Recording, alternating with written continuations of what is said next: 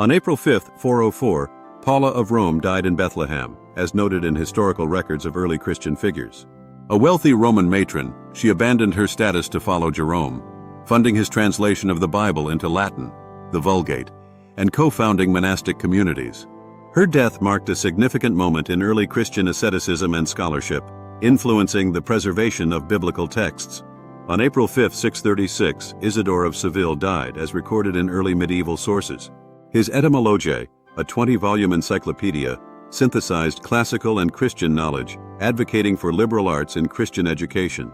Recognized as a doctor of the Church, his work shaped medieval learning, bridging pagan and Christian traditions.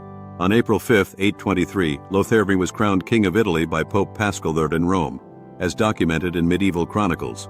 Son of Louis the Pious, this event strengthened the Carolingian dynasty's ties with the papacy, reinforcing Christian authority in Western Europe during a period of political fragmentation. It's notable for its role in the Carolingian Renaissance, promoting church-supported governance. On April 5, 1524, Ulrich Zwingli, a Swiss reformer, publicly married Anna Reinhardt, as noted in Reformation histories. After secretly marrying in 1522 and resigning from the priesthood following the bishop's refusal to allow clerical marriage, this public act defied Catholic norms, solidifying his leadership in Zurich's Reformation. It's a key moment in Protestant identity formation. On April 5, 1658, John Cotton was born in New England, as recorded in Puritan histories.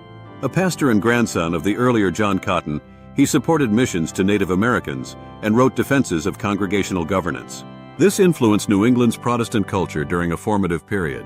On April 5, 1742, Charles Wesley delivered his sermon, "Awake Thou That Sleepest," at Oxford University, later Methodism's most circulated tract.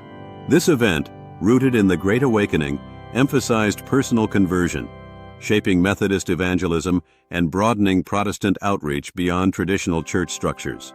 James chapter 1:5, "If any of you lacks wisdom to guide him through a decision or circumstance, he is to ask of our benevolent God, who gives to everyone generously and without rebuke or blame, and it will be given to him."